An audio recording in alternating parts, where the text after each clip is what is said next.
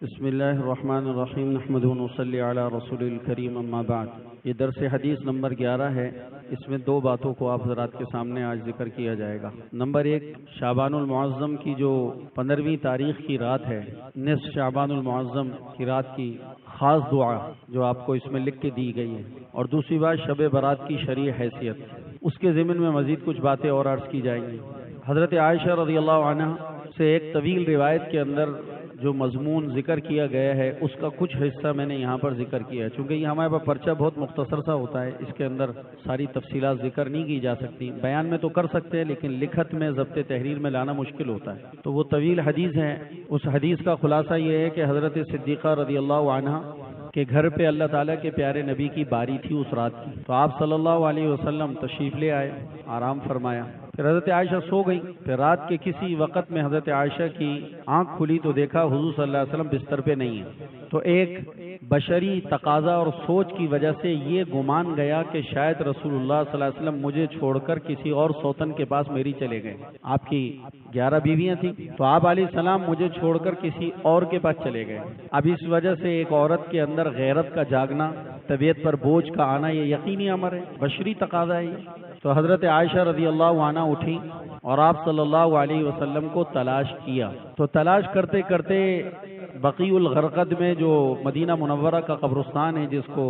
جنت البقیع کہتے ہیں ہم، اس کا اصل نام حدیث میں بقیع الغرقد آتا ہے۔ جنت البقیع اس کو اس حوالے سے کہہ دیا جاتا ہے کہ حضور کی ایک حدیث سے یہ پتہ چلتا ہے کہ اس قبرستان سے ایسے 70,000 مبارک خوش قسمت انسان اٹھیں گے جو بلا حساب و کتاب جنت میں جائیں گے۔ تو اتنا تو یقینی ہے کہ اس قبرستان میں 70,000 جنتی لوگ سو رہے ہیں، اس نسبت پر اس کو جنت البقیع کہہ دیتے ہیں، ورنہ حدیث میں جو اس قبرستان کا نام ہے وہ بقیع الغرقد ہے۔ تو ہمارے ہاں چونکہ چھوٹے چھوٹے الفاظوں پر فرقے بن گئے، چھوٹے چھوٹے الفاظوں پر تعصب اور لڑائیاں اور جدال ہو گیا ہے، تو اتنی سی بات پہ بھی اہل سنت والجماعت سے، علماء سے لوگ لڑتے ہیں کہ اس کو تم جنت البقیع کیوں کہتے ہو؟ حدیث میں تو بقیع الغرقد کا لفظ آتا ہے۔ بھائی اس کا کسی نے انکار نہیں کیا، لیکن یہ بھی تو حدیث میں آتا ہے کہ یہاں سے 70,000 خوش قسمت ایسے مسلمان اٹھیں گے جو جنت میں جائیں گے۔ تو جنت کا ٹکڑا تو ہے یہ، تو جنت البقیع اس کو کہہ دیا جاتا ہے، لیکن اصل نام میں عرض کر رہا ہوں کہ اس کا نام بقیع الغرقد ہی۔ تو جناب رسول اللہ صلی اللہ علیہ وسلم کو تلاش کرتی ہوئی اما جان رات کے اندھیرے میں بقیع الغرقد تشریف لے گئیں، تو وہاں دیکھا کہ اللہ کے پیارے نبی آنسوؤں سے اپنی امت کے لیے رو رو کر دعائیں کر رہے ہیں، اور چپکے سے دبے قدموں واپس آ گئیں۔ یہ سوچا کہ شاید حضور کو میرے آنے کی اطلاع نہ ہو، اور تیز بھاگتی ہوئی ہانپتی ہوئی آئیں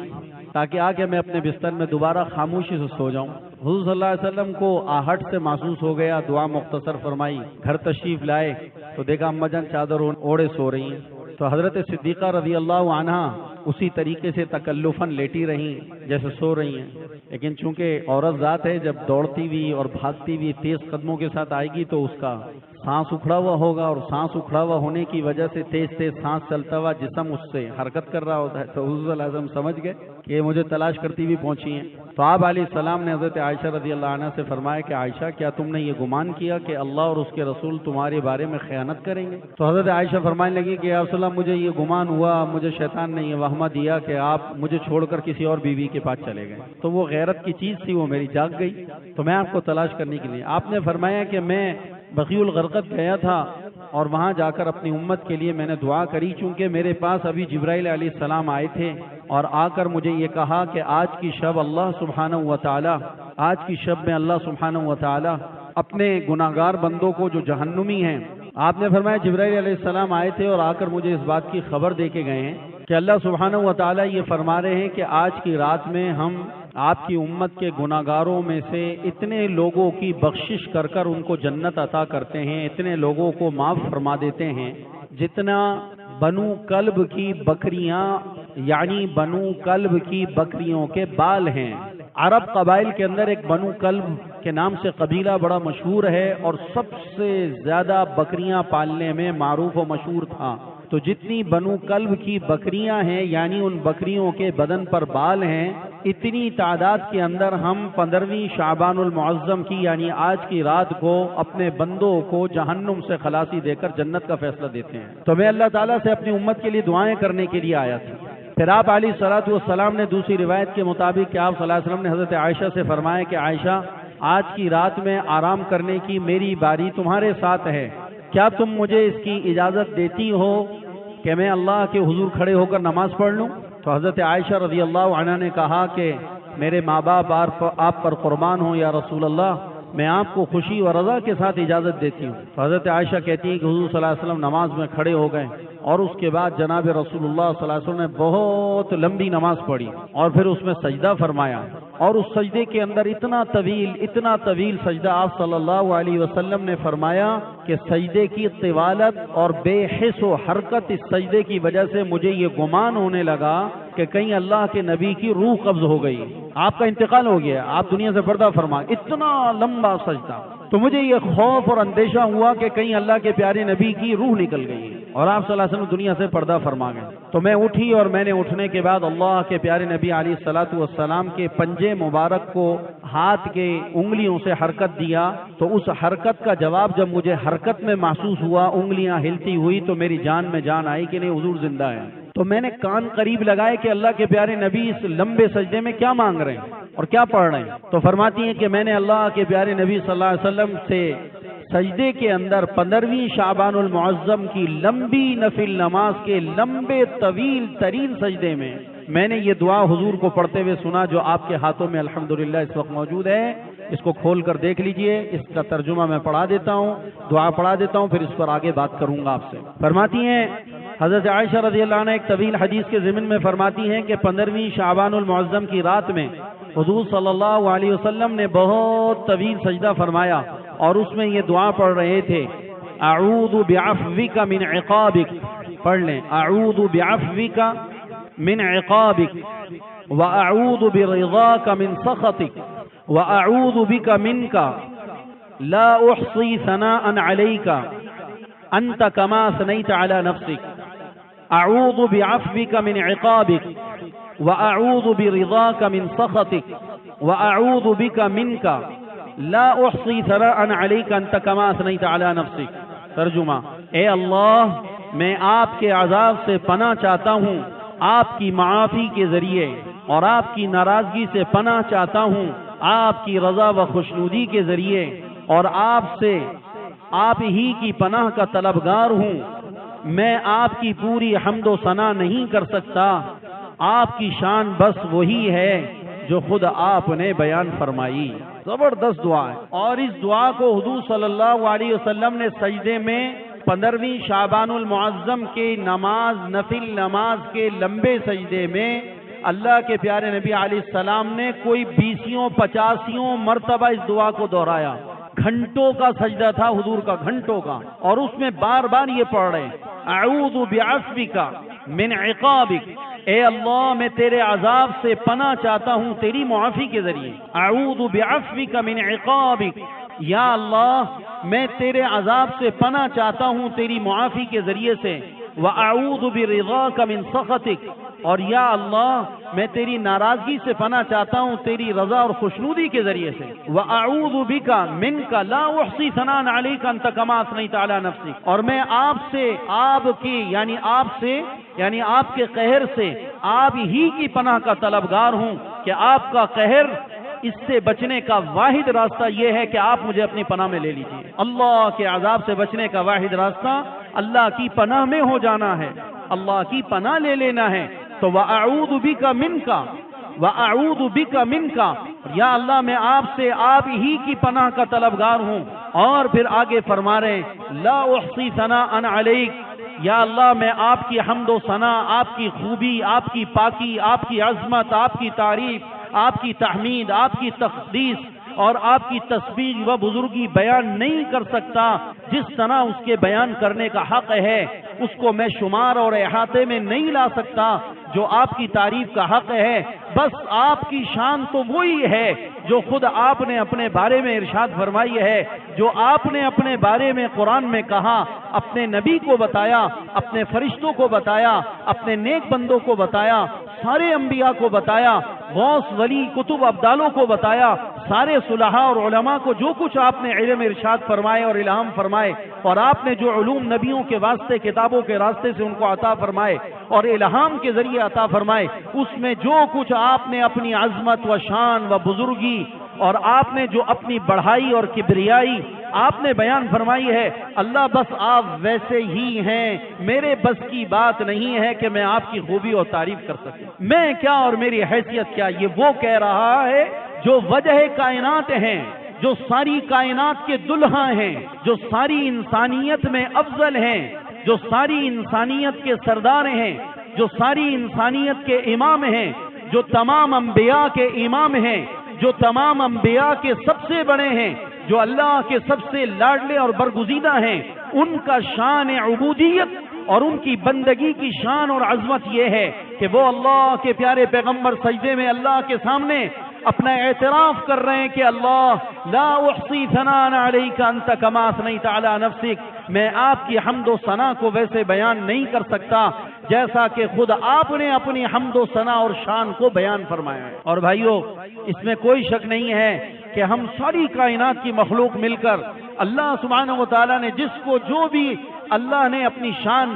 بیان کرنے کی اللہ نے علم کے ذریعے سے صلاحیت عطا فرمائی ہے، وہ سب مل کر اللہ تعالیٰ کی شان کو بیان کریں تو اللہ تعالیٰ کی شان اس سے بہت آگے کی، بہت بالا تر ہے، بہت بالا تر ہے، اتنی بالا تر ہے کہ ہم اور آپ اس کے عظمت کا اندازہ نہیں کر سکتے۔ صرف یہ آیت غالباً ہمارے سمجھانے کے لیے اور کسی قدر سمجھنے کے لیے شاید کافی ہو جائے کہ اللہ سبحانہ و تعالیٰ نے قرآن میں سورہ لقمان میں فرمایا بعد اعوذ باللہ من الشیطان الرجیم، اور یہی بات اللہ سبحانہ و تعالیٰ نے سورۃ الکہف میں بھی تقریباً بیان فرمائی۔ اللہ نے کہا وَلَوْ أَنَّ مَا فِي الْأَرْضِ مِنْ شَجَرَةٍ أَقْلَامٍ وَالْبَحْرُ يَمُدُّهُ مِنْ بَعْدِهِ سَبْعَةُ أَبْحُرٍ مَا نَفِدَتْ كَلِمَاتُ اللَّهِ۔ اے نبی جی، آپ میرے بندوں کو یہ بتا دیں کہ اگر ساری کائنات میں جتنے درخت لکڑیاں موجود ہیں سب کو تراش کر اس کو قلم بنا لو، اور جتنی کائنات میں سمندر اور پانی اور چشمے اور نہریں ہیں سب کو تم سیاہی بنا لو، اور جتنے سمندر تمہارے پاس سرے 10 حاضر ہیں اس وقت اتنے 7 مرتبہ اور بھی لے آؤ، اور تم ساری کائنات کی مخلوقات تمام انس و جان سب کے سب اپنی اپنی شان اور اپنے اپنے علم کے مطابق اللہ کی بڑائی اور بزرگی لکھنا شروع کرو۔ حضرت داؤد اپنی شان کے مطابق کاغذ کے اوپر اللہ کی بڑائی لکھیں، حضرت آدم اپنی شان کے مطابق، الیاس علیہ السلام اپنی شان کے مطابق، ابراہیم علیہ السلام اپنی شان کے مطابق، اسماعیل علیہ السلام اپنی شان پر، حضرت زکریا اپنی شان پر، نوح اپنی شان پر، لوط علیہ السلام اپنی شان پر، عیسیٰ علیہ السلام اپنی شان پر، موسیٰ کلیم اللہ اپنی شان پر، تمام انبیاء علیہ السلام اپنی شان کے مطابق، علم کے مطابق اللہ کی بزرگی اور پاکی بیان کریں اور اس کو لکھنا شروع کریں، اللہ کی تعریف کے کلمات کو، اور جناب رسول اللہ صلی اللہ علیہ وسلم اپنی شان پر لکھیں، جبرائیل اپنی شان پر لکھیں، اسرائیل اور میکائیل اور اسرافیل اپنی شان پر لکھیں، حاملین عرش اپنی شان پر لکھیں، کرامن کاتبین اپنی شان پر لکھیں، منکر نکیر اپنی شان پر لکھیں، کائنات کے سارے فرشتے اللہ کی کلمات کو اپنی شان پر لکھیں، پھر عام انسان ساری دنیا کے اور تمام جنات، تمام مرد، تمام عورتیں، تمام محدثین، فقہاء، علماء اور جناب اللہ کے نیک بندے اللہ کی شان کے مطابق لکھتے چلے جائیں، لکھتے چلے جائیں، لکھتے چلے جائیں۔ اللہ تعالیٰ فرماتے ہیں کہ اگر یہ سب تم مل کر بھی اپنے رب کی تعریف کے کلمات کو لکھنا شروع کرو تو جتنے قلم ہیں لکھ لکھ کر گھس دو گے، جتنی سمندروں کی سیاہیاں ہیں 7 سمندر اور ملا لو، سب کا سب لکھنے کی وجہ سے خشک ہو جائے گا، اور سارے کے سارے لکھنے والے لکھ لکھ کے تھک کے مر کے ختم ہو جائیں گے، سارے جنات انسان ختم ہو جائیں گے، لیکن ما نفدت کلمات اللہ، تمہارے رب کی کلمات اور تمہارے رب کی تعریف کے جملے یہ ساری کائنات مل کر بھی ختم نہیں کر سکتے۔ سبحان اللہ کہہ دیں۔ اللہ سبحانہ و تعالیٰ اتنی بڑی شان کے مالک ہیں۔ اب اس سے آپ اندازہ لگائیں کہ حضور کی بندگی اور نیاز اور آپ صلی اللہ علیہ وسلم کا تواضع انکساری اللہ کی تعریف کے باب میں یہ کتنے پیارے کلمات ہیں جو 15ویں شعبان کی رات میں آپ فرما رہے ہیں۔ اللہ کے پیارے نبی صلی اللہ علیہ وسلم لا احصی ثناء علیک انت کما اثنیت علی نفسک، یا اللہ میں آپ کی ایسی شان اور حمد اور ثنا بیان نہیں کر سکتا جیسا کہ خود آپ نے اپنی شان اور حمد و ثنا کو بیان فرمایا ہے۔ یا اللہ آپ تو بس ویسے ہی ہیں جیسا کہ آپ نے بیان فرمایا۔ اب اتنی بات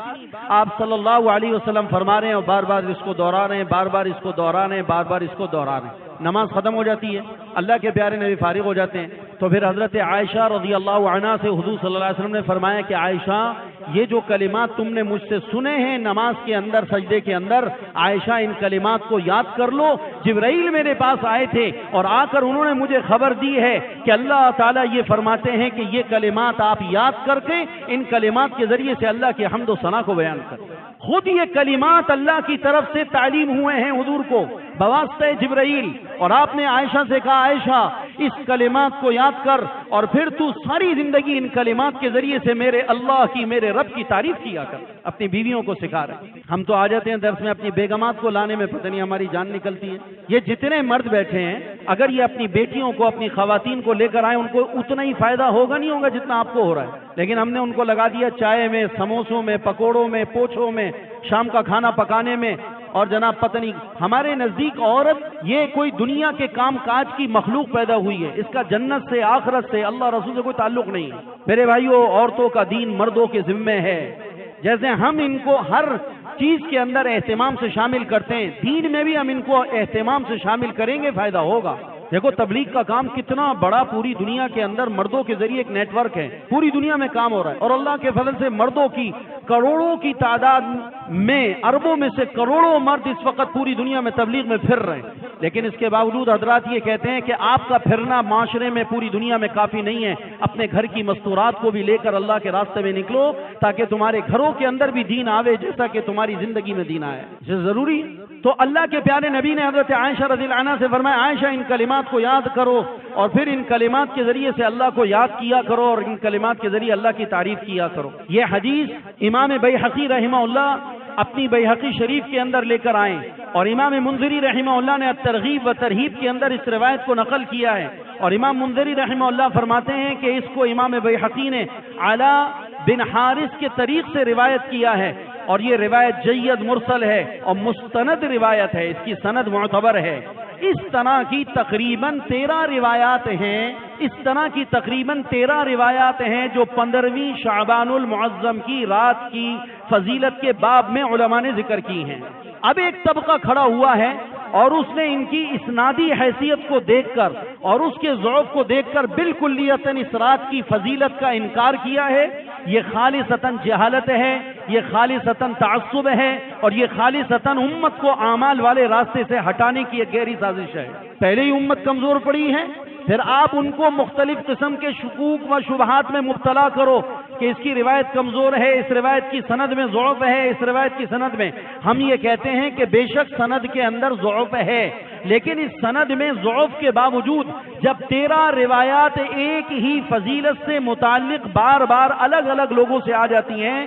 تو محدثین کا ضابطہ ہے کہ طرق تعدد کی وجہ سے اس عمل کے اندر قوت پیدا ہو جاتی ہے، قوت پیدا ہو جاتی ہے۔ اس کی میں آپ کو مثال دے دوں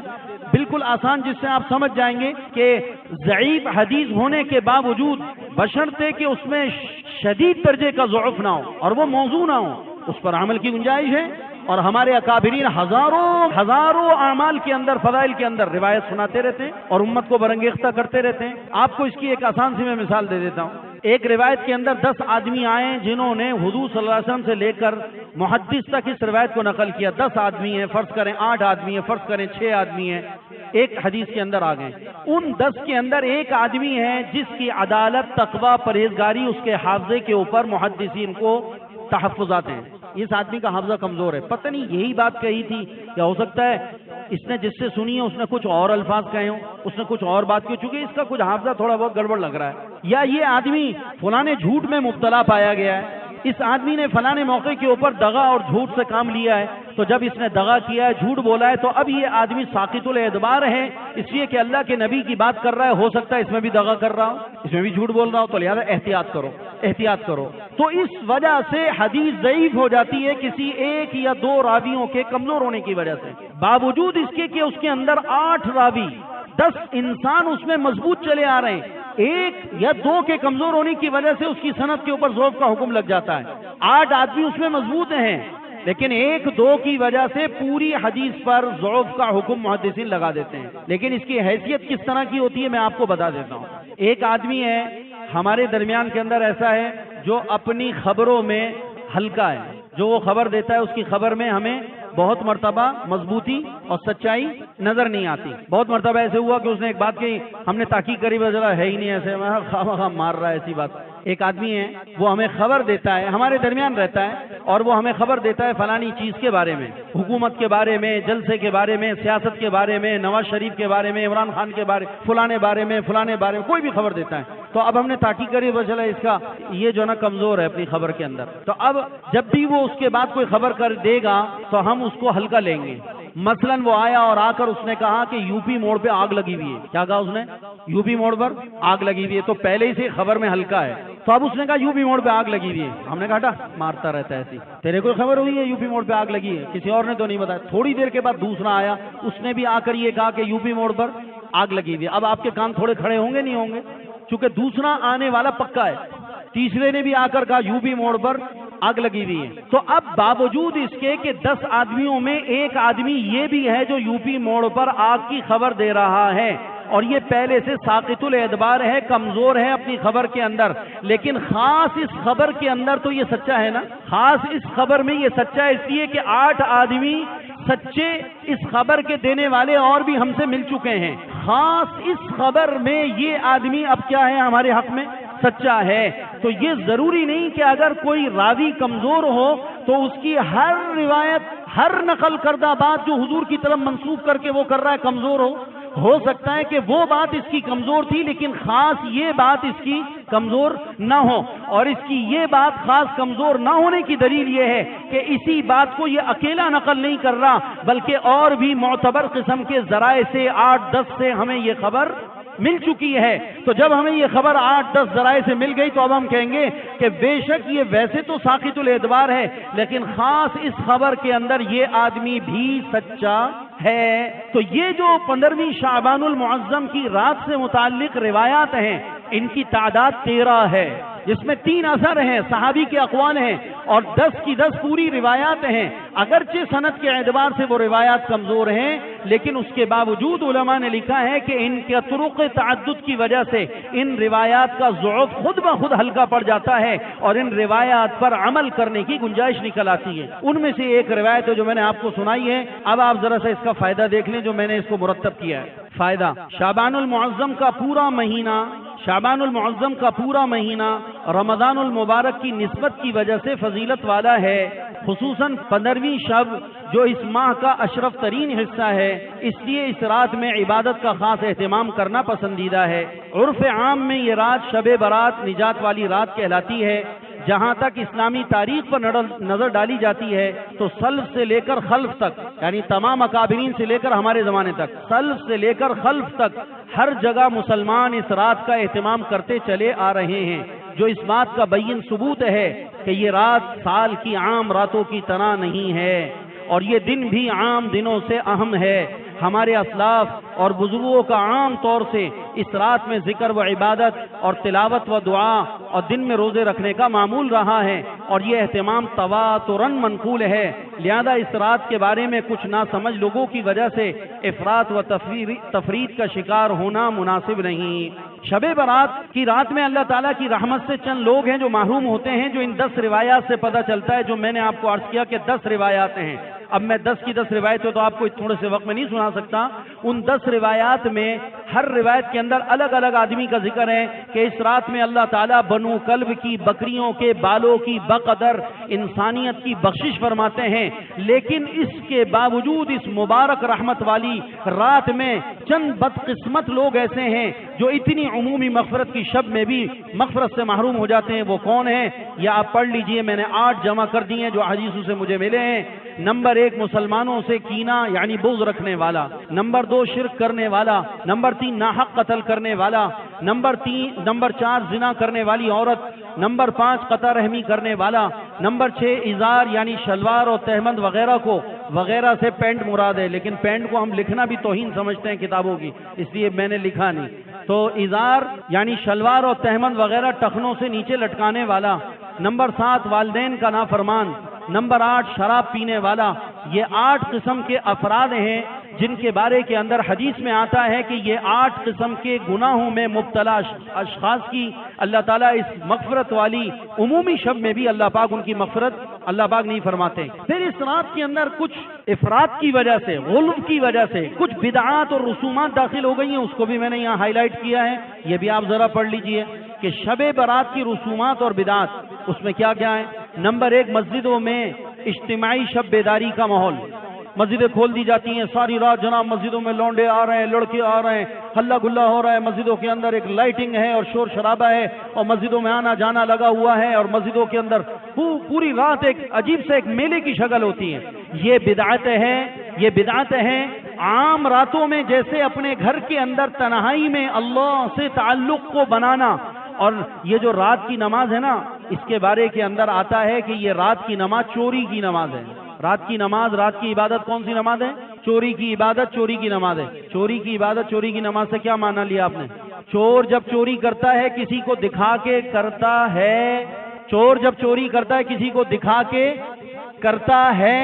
چور چوری کرتا ہے دکھا کے نہیں کرتا. تو ان راتوں کے اندر جو عبادات ہیں وہ کسی کو دکھانے والی نہیں ہوا کرتی. چھپ کر اپنے گھر کے اندر اندھیروں کے اندر اللہ سے آنسو بہانا، گڑ گڑانا اور مولا سے مناجات کرنا اور اللہ سے اپنے لیے پوری امت کے لیے بخشش کو مانگنا، اپنی پریشانیاں اللہ کے سامنے رکھ کر اس اللہ سے ان پریشانیوں سے نکلنے کی دعائیں کرنا اور اپنے لیے، اپنے گھر والوں کے لیے، اہل و عیال کے لیے اور جو دنیا سے مسلمان چلے گئے، یہ سب چپکے کرنا ہے. تو یہ رات کی عبادات چوری کی عبادات ہیں، رات کے نوافل چوری کی نمازیں ہیں، رات کی تلاوت دعا چوری کی ہے. جیسے چور چوری کرتا نہیں ہے اگر کوئی دیکھ رہا ہو، تو اس صورت کے اندر عبادت کے اندر مسجد میں آنا صحیح ہوگا یا گھروں میں رہنا صحیح ہوگا؟ مسجدوں میں آنے کے اندر تو آپ کو آنے والا دیکھ لے گا کہ آپ مسجد میں آئے، ماشاءاللہ آپ نے ساری رات نفلیں پڑھی، یہ پڑھا وہ پڑھا. تو یہ بدعات میں سے ہے کہ مسجدوں کے اندر اجتماعی حیت اور شکل بنائی جائے. البتہ اگر مسجدیں کھول دی ہیں انتظامیہ نے اور لوگ اپنے طور پہ انفرادی آتے ہیں گھنٹہ 2 گھنٹہ کہ جی گھر کے اندر ماحول نہیں ہے اور گھر میں سارا نیند کا ماحول ہے، اگر ہم گھر میں ہی چلے گئے مولوی صاحب تو نیند ہی آ جائے گی، پھر صبح ہی آنکھ کھلے گی تو عبادت جو تھوڑی بہت اللہ کے گھر کی برکت سے ہم کر لیتے ہیں وہ بھی جاتی رہے گی، تو ہمیں عبادت کرنے کی اجازت دے دی جائے. تو اگر ایسا کوئی اللہ کا بندہ مسجد میں آ کر انفرادی طور پہ کوئی کونے کھانچے کو سنبھال کر کوئی ایک کونے میں بیٹھ کر اور مسجد کے اندر لائٹنگ بھی ہلکی ہو کیونکہ کسی کو پہچان نہ سکے، اندھیرے کے اندر کونے کھانچے میں کوئی اللہ کا بندہ اللہ کی عبادت کر لے تو اس کی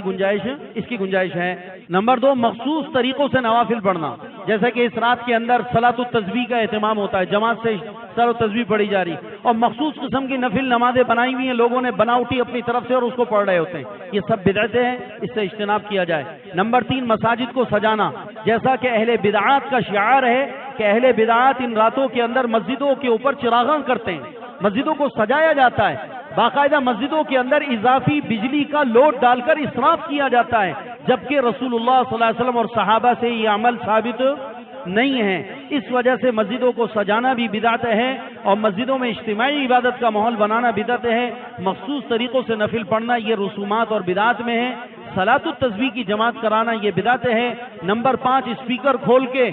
تلاوت ہو رہی ہے، تقریریں ہو رہی ہیں اور جناب رونا دھونا ہو رہا ہے اور شور شرابہ ہو رہا ہے اور نعتیں پڑھی جا رہی ہیں اور سارے محلے کے سکون کو غارت کیا جا رہا ہے. کوئی کمزور ہے، کوئی بیمار ہے، کوئی لاچار ہے، کوئی چھوٹا بچہ ہے، کوئی ابھی ہاسپٹل سے اپنے گھر آیا ہے، تم اوپر کے اسپیکر کو کھول کر سارے محلے کا رات کا آرام برباد کر رہے ہو، جبکہ اس کی قطعاً اسلام نے اجازت نہیں دی ہے. تو یہ کوئی عبادت نہیں ہے بلکہ یہ صریح بدعت ہے اور صریح منکر ہے اور اس سے اجتناب کرنا مسلمانوں کی ذمہ داری ہے. اور مساجد کی انتظامیہ کی یہ ذمہ داریوں میں ہے کہ وہ ان مخصوص راتوں کے اندر رات میں اوپر کے اسپیکر کا بے جا استعمال کرنا، اس سے اپنے ائمہ کو اور اپنے نعتخوانوں کو اور اپنے قاریوں کو اور اپنے تقریر کرنے والوں کو روکیں کہ اس رات کے اندر اوپر کا اسپیکر استعمال نہیں کرنا، کسی رات میں بھی نہیں کرنا، اس رات میں بھی نہیں کرنا. اس لیے کہ رات کے اندر اوپر کے اسپیکر کے استعمال سے محلے والوں کو اذیت ہوتی ہے. محلے والوں کو کیا ہوتی ہے؟ اور مسلمان کو اذیت دینا اپنی عبادت سے کیا ہے؟ حرام ہے. کیا ہے بولو بھائی؟ حرام ہے. اپنی عبادت کے ذریعے سے لوگوں کو اذیت پہنچانا، بالخصوص جبکہ وہ نفل عبادت ہے، نفل عبادت ہے. حالانکہ ہم 5 وقت کی فرض نماز پڑھا رہے ہیں، اگر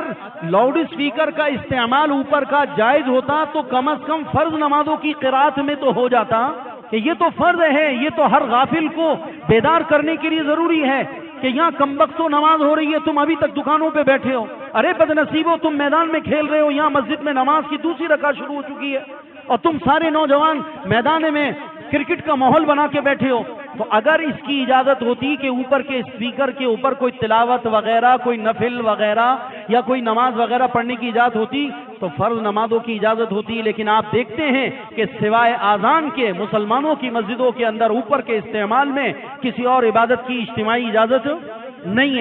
نہیں ہے، اس کو روکا گیا۔ اس لیے بھائیو اس سے اجتناب کرنا ضروری۔ اسی طرح بعض لوگ اس رات کے اندر حلوہ پکانے کو ضروری سمجھتے ہیں کہ حلوہ پکایا جائے اور ایصال ثواب کیا جائے، یہ سارے کی ساری خرافات کے قبیل سے چیزیں ہیں۔ اس رات میں ایصال ثواب کو ضروری سمجھنا یہ بھی بدعت ہے۔ قبرستان میں جا کر قبروں پہ چراغ جلانا اور قبرستان کے اندر ایک میلے ٹھیلے کا ماحول بنانا جیسا کہ اس رات میں بن گیا، یہ سب ناجائز ہے، اس سے اجتناب کرنا ضروری ہے۔ ہوٹلوں اور بازاروں میں گھومنا پھرنا، پوری رات جاگنے کا ماحول ہے، ہوٹلوں میں گھوم رہے ہیں، بازاروں میں گھوم رہے ہیں، چائے چل رہی ہیں اور پتہ نہیں کیا کیا ہو رہا ہے، یہ سب کا سب خرافات ہیں، اس سے اجتناب کیا جائے۔ اسی طرح نمبر 10، اس رات میں گھروں میں روحوں کے آنے کا عقیدہ ہے بعض لوگوں میں کہ آج کی رات ہمارے مرحومین کی روحیں آتی ہیں، بالخصوص جو اس سال مرے ہیں کہتے ہیں ان کی روحیں آتی ہیں، لہذا گھر کے اندر بڑا اہتمام ہوتا ہے، روشنی کی جاتی ہے اور جناب گھر کے ہر کمرے میں خوشبو اور دھونیاں دی جاتی ہیں کہ روحیں آئیں گی۔ یہ بالکل بکواس اور فراڈ باتیں ہیں، ایسی کوئی بات کہیں سے بھی ثابت نہیں ہے،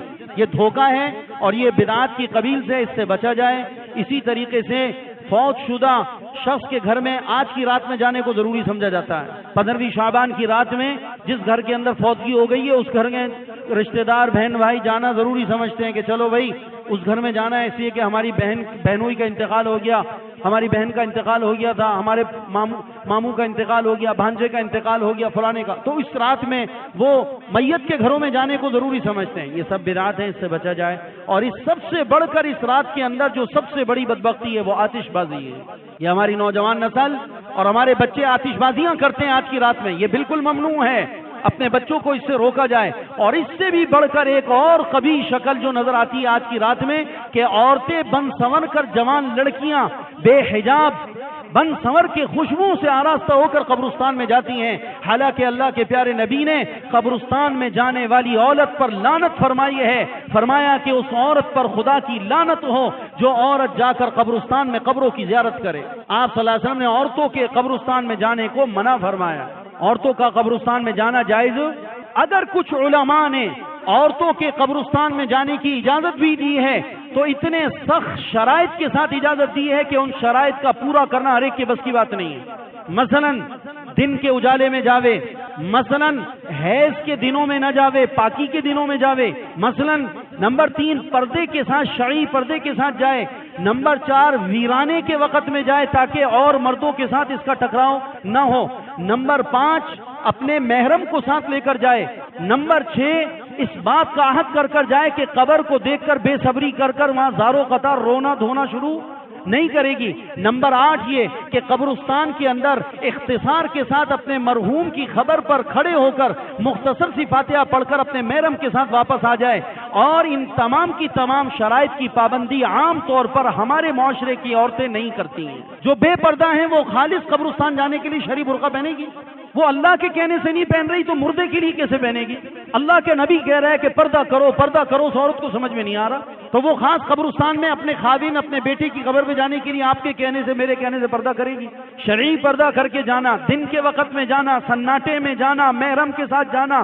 پاکی کے دنوں میں جانا، مختصر سے وقت کے لیے جانا، نہ جا کر رونا دھونا، اس کا عہد کر کے جانا کہ میں وہاں جا کر بے صبری کا مظاہرہ نہیں کروں گی۔ اگر کوئی عورت ان تمام کی تمام شرائط کی پابندی کرنے کے لیے تیار ہوتی ہے تو 2-4 مہینے 5 مہینے کے اندر کبھی کبھار اس کو ان تمام شرائط کی رعایت کے ساتھ قبرستان لے جانے کی بعض علماء نے اجازت دی ہے، لیکن اکثریت کی رائے اسی کے اوپر ہے کہ عورتیں چونکہ ان تمام چیزوں کی پابندی نہیں کرتی، اس لیے عورتوں کو قبرستان لے جانا درست اور صحیح نہیں ہے۔ بالخصوص اس رات کے اندر تو میلہ ٹھیلہ کا ماحول ہوتا ہے، کندھے سے کندھا لگ کے لوگ چل رہے ہوتے ہیں، جسم سے جسم ٹکرا رہا ہوتا ہے، اس کے اندر جوان لڑکیوں سے، جوان عورتوں سے، نوجوان بچوں کا آپس کا جسم کا ٹکراؤ ہو رہا ہے جو ایک حرام فعل ہے، حرام فعل ہے، اور ہمارے ہاں اس کے اوپر کسی قسم کا کوئی قد و غن نہیں۔ اس لیے پیارے بھائیوں ان تمام چیزوں کی رعایت کریں۔ اس موضوع پر بولنے کے لیے کم از کم 2 سے 2.5 گھنٹے تفصیلاً بولا جائے، جب ان 10-12 روایات کے اوپر کچھ نچوڑ اور خلاصہ آ سکتا ہے، لیکن چونکہ ہمارے پاس اتوار کے درس میں اتنا وقت نہیں ہوتا، آج میں نے ویسے بھی زیادہ وقت لیا ہے چونکہ یہ موضوع ایسا تھا جس میں ساتھی اور بھی باہر سے آئے ہیں۔ آپ حضرات سے ہماری درخواست ہے کہ اس پرچے کو بہت اچھی طرح مطالعہ کریں اور 15ویں شعبان کی رات آنے سے پہلے کم از کم اس دعا کے تو حافظ بن جائیں اور اس دعا کو یاد کر لیں۔ تو کون کون یاد کر لے گا اس دعا کو انشاءاللہ؟ اور یہ پرچہ فوٹو اسٹیٹ کر کے کلر کاغذ میں، جیسے ہم نے دیا نا سخاوت سے، بخل اور کنجوسی نہیں کہ سفید کاغذ میں آپ دے رہے ہیں، سفید کاغذ کے اندر نہیں، کلر کاغذ کے اندر آپ اس کی فوٹو اسٹیٹ کرا کر اپنے اور رشتہ داروں کے اندر کوئی 10 کوئی 20 کوئی 50 کوئی 100 جس کو اللہ توفیق دے بانٹ دیں۔ ابھی 15ویں شعبان کے اندر 5 دن باقی ہیں، شاید اللہ کا کوئی بندہ بندی اس کو پڑھ کر دعا کو یاد کرے اور اس رات کے اندر تنہائی میں اللہ کے سامنے حضور میں کھڑے ہو کر نفل نماز پڑھے اور اس دعا کا اہتمام ہو۔ پھر یہ دعا اللہ کے پیارے نبی نے جو حضرت صدیقہ کو بتائی، خاص اس رات کے لیے نہیں بتائی بلکہ فرمایا اس دعا کو یاد کرو اور اس کو پڑھتی رہنا، اس دعا کو یاد کرو اور اس کو، اور پھر دعا کتنی شاندار ہے، میں نے تھوڑی سی روشنی ڈالی ہے اس کے اوپر۔ اس دعا کا ترجمہ اور اس دعا کی شان دیکھیں، اعوذ بعفوک من عقابک، اللہ تیرے عذاب سے میں تیری معافی کے ذریعے پناہ چاہتا ہوں، تیرے عذاب سے میں پناہ چاہتا ہوں تیری معافی کے ذریعے سے، اور واعوذ برضاک من سخطک، اور یا اللہ تیری رضا اور تیری خوشنودی کے ذریعے سے تیرے غصے سے میں پناہ چاہتا ہوں، تیرے غضب سے میں بچنا چاہتا ہوں، اور یا اللہ میں تیرے قہر اور جلال سے بچنے کے لیے، تیرے عذاب سے بچنے کے لیے تیرا ہی سہارا ڈھونڈتا ہوں، تیرے ہی سہارے کا محتاج ہوں، تیرا ہی طلبگار ہوں، اور یا اللہ میں تیری ایسی ثنا بیان نہیں کر سکتا جیسا کہ خود آپ نے اپنی ذات کے بارے میں ثنا بیان فرمائی ہے۔ انہی کلمات پر میں اپنی بات کو ختم کرتا ہوں۔ آخر دعوانا الحمدللہ۔ سبحانک اللہم و بحمدک، نشہد ان لا الہ الا انت وحدک لا شریک لک، نستغفرک ونتوب الیک، ربنا آتنا فی الدنیا حسنہ وفی الآخرۃ حسنہ وقنا عذاب النار۔ اے اللہ تو اپنے کرم اور احسان سے ہمارے اور ساری امت کے گناہوں کو معاف فرما، ہماری تربیت فرما، ہمارے لیے عافیت فرما۔ یا اللہ تو ہماری زندگی میں برکت عطا فرما کر، اے اللہ تو ہمیں رمضان المبارک کا مہینہ بقید حیات، تندرستی و سلامتی کے ساتھ نصیب فرما۔ اے اللہ ہمارے شعبان المعظم کے مہینے میں برکت عطا فرما کر ہمیں امسال کا رمضان المبارک کا مہینہ بقید حیات، تندرستی و سلامتی کے ساتھ عطا فرما، اور رمضان المبارک سے کما حق و استفادے کی توفیق عطا فرما۔ اور یا اللہ یہ جو اعمال یہ 10 میں ہمارے سامنے آتے ہیں، ہمیں ان کو یاد کرنے کی اور اس کی تبلیغ کرنے کی توفیق عطا فرما۔ اے کریم رب، اب جو کچھ کہا گیا سنا گیا اپنے کرم سے اس کو اپنی بارگاہ میں قبول اور منظور فرما۔ ربنا آتنا فی الدنیا حسنہ وفی الآخرۃ حسنہ وقنا عذاب النار، رب اغفر وارحم انت خیر الراحمین برحمتک یا ارحم الراحمین۔